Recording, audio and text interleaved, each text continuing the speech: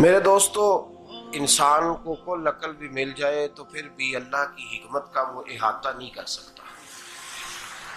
رب کریم کو زیادہ پتہ ہے کہ ہمارے لیے کون سی چیز بہتر ہے اور کون سی چیز ہمارے لیے نقصان کا باعث ہے۔ اللہ تبارک و تعالی کی حکمت یہ چاہتی ہے کہ میرے بندے پریشان نہ ہوں۔ رب یہ چاہتا ہے کہ میرے بندے کسی جگہ پہ بھی دقت اور پریشانی کا شکار نہ ہو۔ تو اللہ تبارک و تعالی نے راہ اعتدال اختیار کرنے کا حکم ارشاد فرمایا کہ تم اعتدال کے رستوں پہ چلو، معتدل زندگی گزارو، افراط و تفریط سے بچو۔ آج جس معاشرے میں ہم وقت گزار رہے ہیں، اس معاشرے میں ہم اس بات کو سمجھنے سے قاصر ہیں کہ اصل ہمارا مسئلہ کیا ہے۔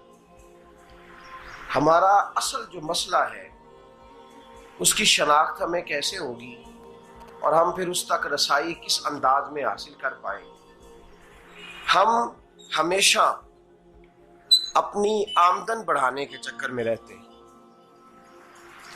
ایک کام اور شروع کر لیں، پارٹ ٹائم جاب شروع کر لیں، کوئی سائیڈ بزنس اس کا آغاز کر لیں۔ ہماری جو دوڑ لگی ہوئی ہے وہ لگی ہے کام بڑھانے میں، آمدن بڑھانے میں، حالانکہ اسلام ہمیں یہ کہتا ہے کہ تو آمدن بڑھانے کے چکر میں نہ پڑ، اصل بات یہ ہے کہ تو اپنے خرچے کنٹرول کر۔ تنگ انسان وہ نہیں ہوتا جس کی آمدن تھوڑی ہوتی ہے۔ یہ توجہ کیجیے گا میری بات، یہ قیمتی بات ہے اور گفتگو ساری کا لب لباب ہے۔ تنگ بندہ وہ نہیں ہوتا جس کی آمدن تھوڑی ہوتی ہے، اصل پریشان وہ ہوتا ہے جس کے خرچے زیادہ ہوتے ہیں۔ اور ہمارا جو روزمرہ کا نقصان ہو رہا ہے نا، وہ آمدن کے معاملات میں نہیں ہو رہا۔ بنیادی نقص جو واقعہ ہو رہا ہے وہ یہ ہے کہ ہمارے اخراجات زیادہ ہیں اور وہ اخراجات کسی اور نے نہیں بڑھائے، وہ خرچے ہم نے خود بڑھا لیے ہیں اور اب ہمیں اس کا نقصان بھگتنا پڑ رہا ہے۔ اور اگر آپ صحیح معنوں میں ٹٹولیں تو جو بہت امیر لوگ ہیں وہ تو ان خرچوں سے بچ گئے۔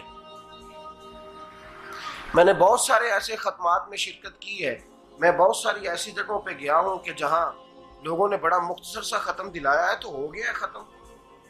ختم کے معاملے میں کب کسی نے پابندی لگائی ہے کہ اس میں 200 آدمی شریک ہوگا تو تب یہ سال ثواب صحیح ہو سکے گا؟ کون کہتا ہے؟ یا شادی کے موقع پر اگر سارے بہن بھائیوں کو نہ بلایا گیا تو میری شادی پایہ تکمیل تک نہیں پہنچے گی، اس میں برکت نہیں ہوگی، یہ کس نے فتویٰ دیا ہے؟ معتدل زندگی کا اسلام حکم دیتا ہے۔ میں پڑھ رہا تھا کہ ایک بہت بڑا صدر ہے، غالباً سوڈان کے صدر کی بات ہو رہی تھی، تو اپنے بیٹے کی بارات لے کے گیا تو 4 لوگ گئے ہیں بارات اور 15 لوگوں کا اس نے اہتمام کیا اپنے گھر میں کھانا کھانے کا۔ تو کیا شادی ہو گئی کہ رک گئی؟ تو بھئی راگ الاپنا اس بات کا کہ بڑی پریشانی ہے، کوئی سائیڈ بزنس شروع کیا جائے فلان جگہ فلان جگہ فلان جگہ، تو اصل معاملہ یہ ہے کہ پہلے ایک بندہ کماتا ہے تو پھر بھی گھر ہی چلتا ہے، پھر بڑا بیٹا ساتھ شامل ہوتا ہے تو پھر بھی گھر ہی چلتا ہے، پھر منجلا بیٹا شامل ہوتا ہے تو پھر بھی گھر ہی چلتا ہے۔ جو رونا دادا جی رویا کرتے تھے کہ بڑی مصیبت ہے، بڑی مشکل ہے، گاؤں میں رہ اکیلے ہوتے تھے اور وہ 5 بچوں کو اور 4 بچیوں کو وہ پالتے تھے، تو جو وہاں پریشانی تھی وہی آج پریشانی شہر میں آ کر پڑھ لکھ کر موٹی تنخواہ لے کر وہی پریشانی ہمیں ہے۔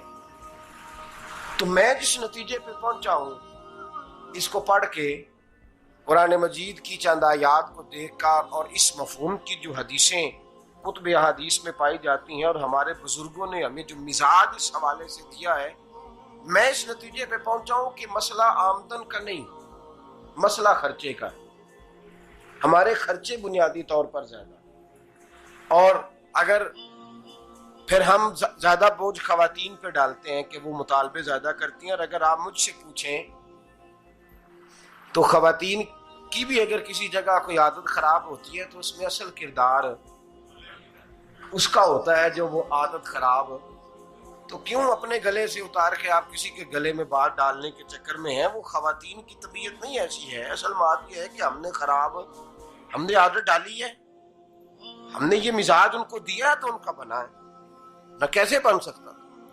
تو اعتدال جب تک زندگی میں نہیں ہوتا، پانی پیاس بجھاتا ہے لیکن ایک گلاس ہی ہو تو پیاس بجھاتا ہے، بالٹی کو منہ کو لگائے گا تو کپڑے بھگو دے گا اس کے. حالانکہ پانی بری چیز کا نام نعمت ہے نا بہت بڑی اللہ کی، لیکن پیالے میں ہی اچھا لگتا ہے.